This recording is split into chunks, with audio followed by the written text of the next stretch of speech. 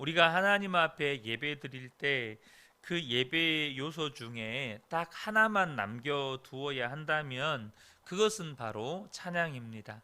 우리가 영원한 하나님 나라에 가서도 영원토록 지속될 것이 하나님께 올려드리는 찬양입니다. 심지어 우리는 장례 예배 때도 찬양을 하잖아요. 그런데 왜 예배 때마다 찬양을 해야 하는 것입니까? 그것은 우리가 어떤 상황에서도 하나님을 찬양하는 것이 우리의 본분이지만, 또 우리가 하나님을 찬양할 때 하늘의 문이 열리고 또 우리의 심령 가운데 하나님의 은혜가 부어지는 통로가 열리게 되기 때문입니다. 그러므로 저와 여러분의 삶에 찬양이 끊어져서는 안 된다는 거죠. 시편 137편은 이스라엘 백성들이 바벨론 포로로 잡혀가서 하나님께 드렸던 탄식과 눈물의 기도입니다. 그들은 바벨론 포로로 끌려가서 아침에 바벨론 강변에 가서 시온을 생각하면서 울었다고 기록이 되어 있습니다. 그들에게도 악기가 있었는데 더 이상 노래를 부를 수 없는 마음도 형편도 아니기 때문에 그 악기를 버드나무 가지에 이렇게 걸어 두었습니다. 그런데 그것을 보고 바벨론 사람들이 와서 그 악기를 연주해서 너희들이 예루살렘에 있었을 때 불렀던 노래 한 가락을 한번 해보라고 시키는 겁니다. 그러니 이 이스라엘 백성들이 단호하게 거절했던 것이죠. 4절에 우리가 어찌 이방 땅에서 주님의 노래를 부를 수 있으랴. 찬양은 하나님께 드리는 것인데 자기 민족을 짓밟고 예루살렘을 불태우고 또 포로로 끌고 왔던 바벨론 사람들 듣기 좋으라고 노래를 부를 수는 없다는 것이죠. 그들은 비록 몸은 바벨론 포로로 와 있지만 마음은 여전히 예루살렘에 있었습니다.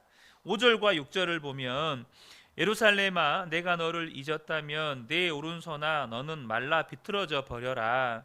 내가 너를 기억하지 않는다면 내가 너 예루살렘을 가장 기뻐하는 것보다 더 기뻐하지 않는다면 내 혀야 너는 내 입천장에 붙어버려라. 사실 이 표현들을 보면 언뜻 마치 찬양이 그친 것처럼 들리기도 합니다. 그 정도로 마음이 고통스럽다는 거죠. 고통스러운 사람에게 어찌 찬양이 나올 수 있겠습니까? 그들이 바벨론에 끌려갔을 때 포로로 갔던 그 상황, 그 처지 때문에 마음이 고통스럽고 너무나도 괴로운 마음도 있었을 거예요.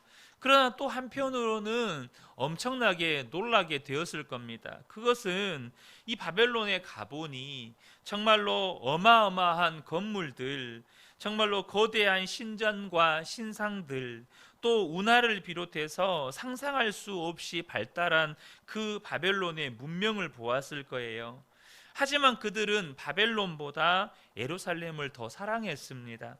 어떻게 보면 바벨론 문명에 비하면 예루살렘은 너무나도 초라해요. 성전 크기만 해도 예루살렘 성전과 바벨론의 신전은 비교가 안 돼요. 또 예루살렘 성전에는 이 신상도 없어요. 바벨론 신전에는 그 신상이 정말 어마어마하게 크고 화려하죠. 그럼에도 불구하고 그들은 하나님의 임재를 상징하는, 눈으로 볼 때는 초라하고 보잘것없는 이 예루살렘을 잊을 수가 없다는 거예요. 만약 우리가 이 화려하고 엄청난 바벨론의 문명에 현혹이 되어서 예루살렘을 잊어버린다면 우리 팔이 말라 비틀어져 버리는 것이 낫겠다. 만약 내가 바벨론을 더 좋아하게 된다면 내 혀가 입천장에 붙어버리는 것이 좋겠다. 정말 말 한마디도 할 수 없는 자가 되는 것이 더 좋겠다라는 고백을 드리는 거예요. 7절과 8절을 보면 예루살렘이 불타고 포로로 바벨론까지 끌려왔던 그 혹독한 고통의 순간을 영원히 잊지 않겠다. 그리고 하나님께 이 원수를 반드시 갚아달라고 그렇게 기도하고 있음을 보게 됩니다. 그러니까 이 시편 137편의 기자는 정말로 처절한 그 마음의 고통을 가지고 하나님 앞에 자기의 믿음의 결단을 올려드리는 이 시편인 거죠. 바벨론이 이스라엘 백성을 포로로 잡아왔을지는 모르지만 이 시편 기자와 당시 포로로 끌려갔던 수많은 이스라엘 백성들 안에 있는 그 마음만큼은 빼앗을 수가 없었던 것입니다. 하나님에 대한 신앙만큼은 결코 무너뜨릴 수가 없었던 거예요. 하나님은 왜 우리에게 이 시편 137편을 기록하셔서 읽히게 하시는 걸까요? 그것은 우리의 형편도 똑같기 때문입니다. 바벨론에 끌려왔던 이스라엘 포로들이 비록 바벨론의 포로로 왔지만 바벨론을 노래할 수는 없었어요. 그들은 예루살렘을 절대 잊을 수가 없었습니다. 우리도 똑같은 형편에 산다는 거예요. 실제로 우리가 세상을 사는 동안에 세상은 우리를 강권하여서 포로로 사로잡으려고 합니다. 그래서 그들에게 절하게 만들고 세상을 노래하게 만드는 일이 우리에게도 똑같이 일어나요. 실제로 우리가 일제시대 때 일본은 정말로 믿는 우리 기독교 신자들에게 신사참배를 강요했었죠. 그것을 거부하고 순교했던 목사님들도 많지만 사실 안타깝고 부끄러운 일은 기독교 한국교회의 공식 입장은 신사참배는 우상숭배가 아니다 였습니다. 이것이 한국 기독교의 공식 입장이었어요. 또 우리는 한국 전쟁을 겪으면서 이 낙동강 이남 지역, 이 경상남도 지역을 제외하고는 이 한반도 전역이 공산 치하에 머물렀었을 때가 있었기 때문에 그 공산 치하에 있었던 지역들 가운데 총뿌리를 겨두면서 하나님 믿을 거냐, 세상을 숭배할 거냐, 우리를 따를 거냐, 그렇게 강요를 받았던 적이 있었습니다. 물론 지금은 그와 같은 때는 우리가 살고 있지 않지만 여전히 세상은 하나님을 부정하고 또 세상의 돈과 권력 앞에서 세상의 돈을 노래하고 권력을 노래하라고 우리에게 압박하고 있죠. 여러분, 분명히 우리가 사는 세상은 영적으로 바벨론 세상입니다. 그리고 끊임없이 우리에게 세상을 노래하라고 요구합니다. 세상을 숭배하라고 요구해요.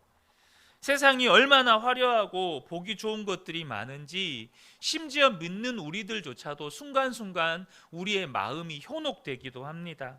그래서 하는 말이 뭡니까? 뭐니 해도 돈이 최고다. 돈 벌어야 되고 성공해야 되고 그것도 아니라면 금수저 물고 태어나야 되고 이런 말들이 이런 세상의 가치관이 우리 마음 안에 그리고 우리 자녀들의 마음 안에 심기어졌다는 거죠. 끊임없이 그런 생각을 우리의 마음속에 불어넣어 줍니다. 마치 이 세상이 영원히 지속될 것처럼 정말로 이 세상에다가 터잡고 이 세상에서 그렇게 살라고 우리에게 요구합니다. 저는 사실 올해 어제 제가 총회 여름 성경학교 지도자 컨퍼런스를 다녀왔거든요. 근데 이번 총회에서 여름 성경학교 주제가 이 샬롬, 여호와 샬롬이 주제인데 그 중에 하나가 세상에서 우리가 샬롬을 잃어버린 것 중에 하나가 지구 환경 파괴였어요. 이 세상을 하나님께서 다스리고 정복하고 충만케 하라는 명령을 온전히 우리가 수행하지 못해서 이 지구 환경조차도 파괴가 되는데 여러분 아마 뉴스에서 들으셨을 겁니다. 지금 지구 기후 대책 이 기구에서 올해만 이미 그 지구 평균 기온이 산업화 이전보다 1.5도씨가 오르면서 이미 이제 올랐죠. 그래서 올해 슈퍼 엘니뇨가 오게 되는데 어떤 이제 기후 이상이 발생할지를 모른다는 거죠. 이미 벌써 5월인데도 이제 태풍이 올라오고 있다는 소식이 들리고 무엇보다도 저도 개인적으로 느끼는 것이 이런 날씨가 있었나 싶을 정도로 지금 우리 그 기온이 지금 널뛰기를 하고 있어요. 5월인데 30도 이상 확 올랐다가 다시 또 날씨가 뚝 떨어졌다가 이런 기온을 겪고 있죠. 저는 이것을 보면서 제가 느끼는 것 중에 하나가 뭐냐면, 세상 사람들은 뭐 진화론에 의하면 지구의 나이는 45억 년, 인류가 발생한 것은 한 200만 년, 뭐 100만 년. 그런데 여러분, 생각한 것보다 빨리 정말 인류가 멸종될 수 있겠다. 물론 주님이 언제 오실지는 우리가 정확하게 알 수 없지만 이 지구의 심각한 환경 파괴는 인간의 어떤 수명 혹은 인류의 생존을 심각하게 위협할 수 있겠다라는 생각이 듭니다.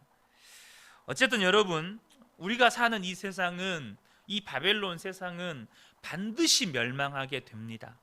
반드시 멸망하게 돼요.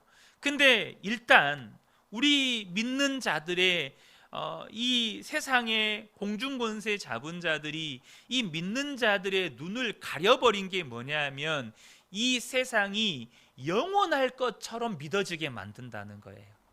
이 바벨론 세상이 영원할 것처럼, 그래서 이 바벨론 세상에서 잘 먹고 잘 사는 것이 최고인 것처럼 믿게 만들어 버린다는 겁니다.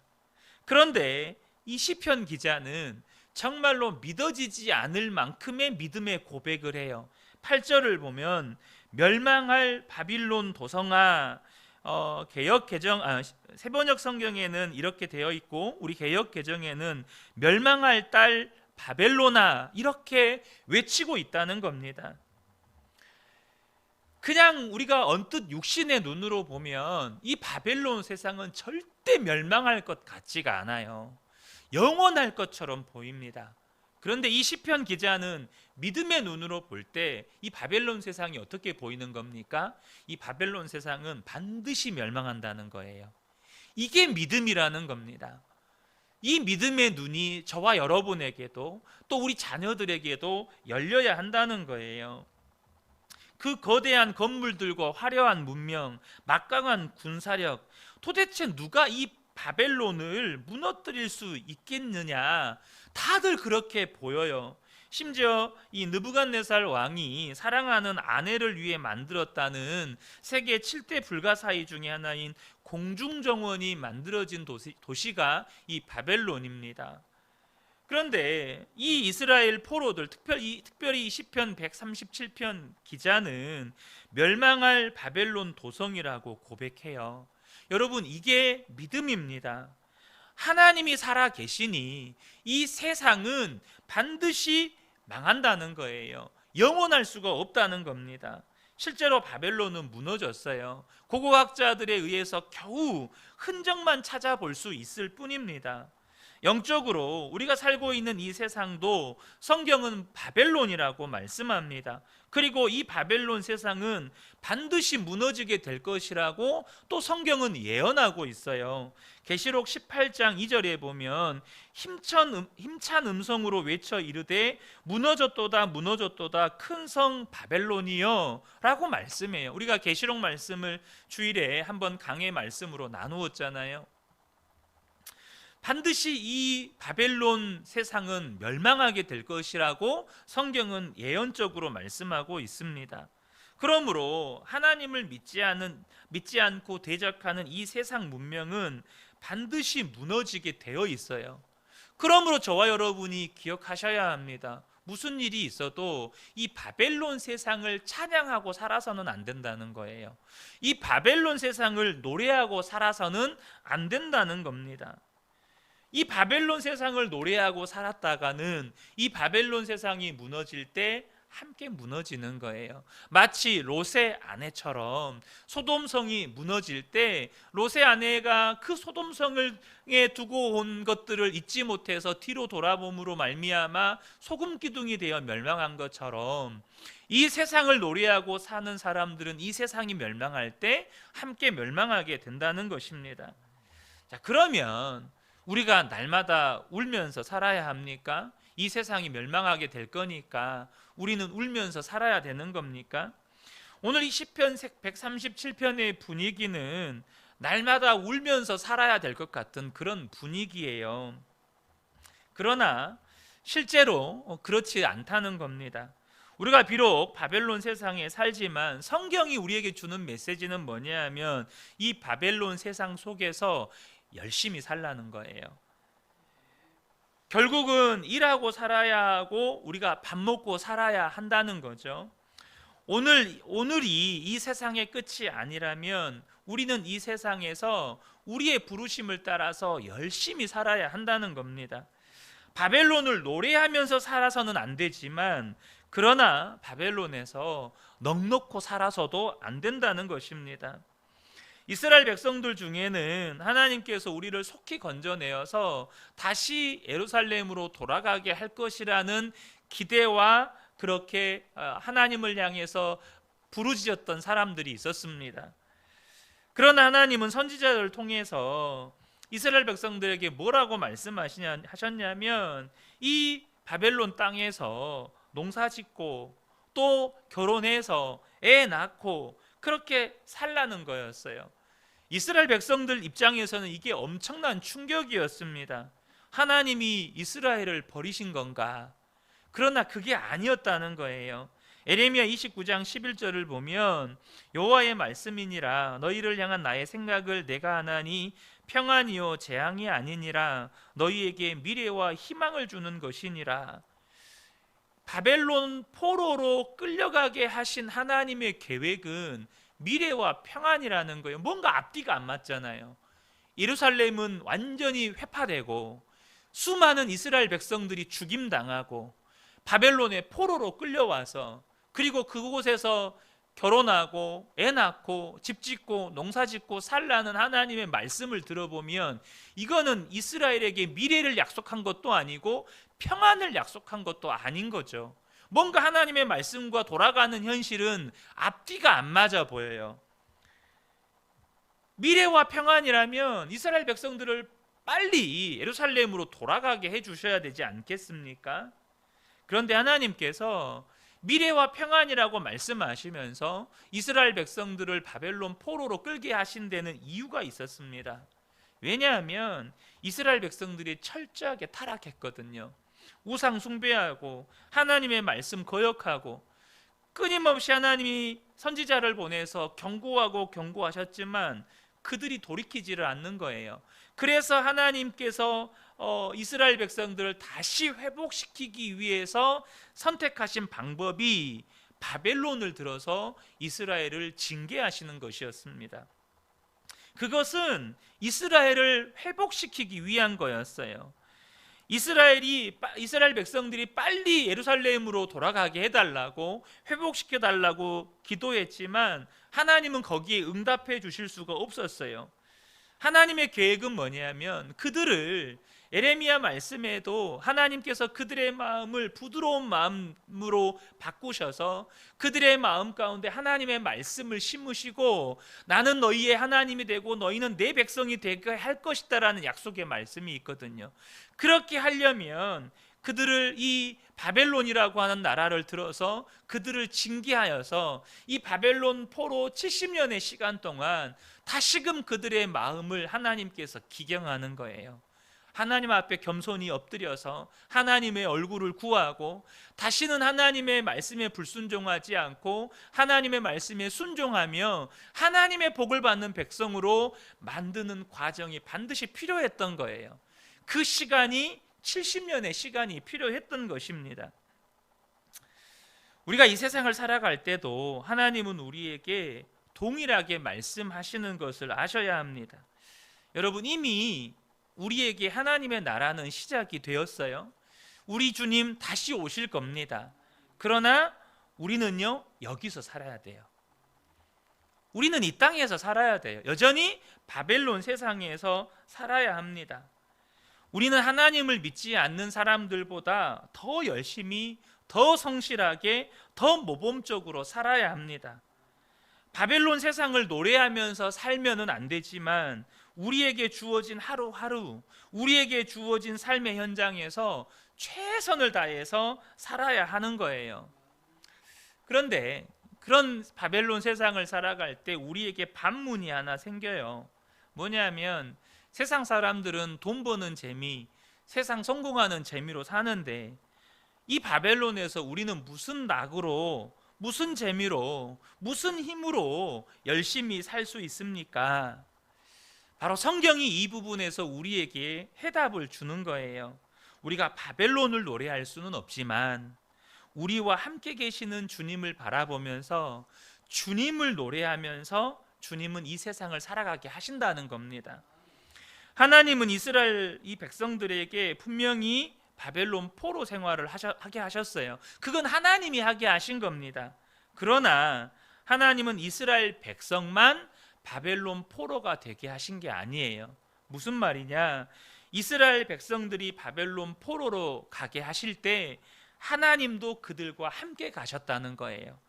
이사야 43장 5절을 보면 두려워하지 말라, 내가 너와 함께하여 내 자손을 동쪽에서부터 오게 하며 서쪽에서부터 너를 모을 것이며, 이사야 선지자를 통해 예언하신 바벨론 포로 귀환에 대한 말씀입니다. 근데 그 약속의 시작이 뭐죠? 내가 너와 함께하여 네 자손을 동쪽에서부터 오게 할 것이다 라고 말씀하십니다. 여러분, 이스라엘 백성들은 한동안 이 말씀을 이해할 수가 없었어요. 이사야 선지자 때 이 말씀이 도통 이해가 안 됐어요. 그러나 그들이 바벨론 포로였을 때 이 말씀이 기억이 나는 거예요. 내가 너희와 함께해서 너희를 동쪽에서부터 다시 오게 할 것이다. 하나님이 바벨론 포로로 끌려간 이스라엘 백성들과 여전히 함께 하셨던 거예요. 이스라엘 백성들을 다시 회복시키시고 다시 하나님의 백성들로 회복시키기 위한 하나님의 계획이었고 약속이었던 것이죠. 이것이 우리에게도 동일하게 주어진 하나님의 약속의 말씀입니다. 분명히 주님 다시 오실 것이고 영원한 하나님 나라를 회복시키실 거예요. 영원한 하나님 나라를 건설하실 것입니다. 근데 이 땅 바벨론 세상을 살아가는 우리들에게 주신 하나님의 약속이 있습니다. 마태복음 28장 20절에 볼지어다 세상 끝날까지 내가 너희와 항상 함께 있으리라. 주님의 약속의 말씀인 것이죠. 그러므로 저와 여러분이 이 세상을 살아가는 동안에 반드시 놓치지 말아야 하고 반드시 바라보아야 하고 반드시 체험되고 경험되어야 하는 것이 바로 우리 주님입니다. 여러분, 오늘 하루 살아갈 때 저와 여러분이 세상 사람들처럼 혹은 세상 사람들이 인정할 만큼 뭔가 엄청난 일들을 업적을 남기지 않아도 됩니다. 그러나 반드시 경험해야 하는 것이 있다면 오늘도 나와 함께 하셔서 내 한 걸음을 인도하시는 주님입니다.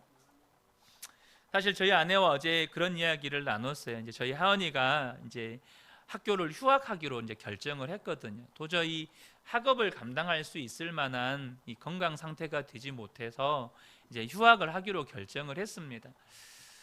그것을 지켜보는 게 너무너무 힘들고 마음 아프죠. 하은이는 할 수 있을 것 같았는데 막상 해보니까 도무지 건강이 감당이 안 되고 사실 학교에 있는 시간보다 집에 있는 시간이 많거든요. 지난주도 한 주 내 학교를 못 갔습니다. 도무지 감당이 안 돼서 아이가 정말 힘들어하는 모습도 보는 것도 괴롭지만 사실 이제 부모 입장에서 여러 가지로 힘이 들죠. 근데 아내랑 그런 이야기 했어요. 우리가 할 수 있는 건 정말로 주님 바라보면서 오늘 하루를 살아내는 거다. 그냥 주님 바라보면서 주님 손잡고 오늘 하루를 살아내자. 그리고 이 아이가 정말 힘들고 어렵지만 어떤 처지에 있더라도 그냥 버틸 수 있도록 버팀목이 돼주자. 이게 저희가 할 수 있는 결론이었습니다. 근데 이게 저희만의 결론이겠습니까? 우리 모든 성도님들의 결론이죠. 그냥 오늘 하루 나와 함께 계시는 주님 손 잡고 오늘 하루를 주님과 동행하면서 살아내는 것, 주님 바라보면서 살아내는 것, 그러면 주님이 저와 여러분의 삶을 이끌어 가십니다. 이 새벽에 함께 예배한 우리 모든 성도님들께 오늘도 그 은혜가 충만하게 임하시기를 예수님의 이름으로 축복합니다. 아멘.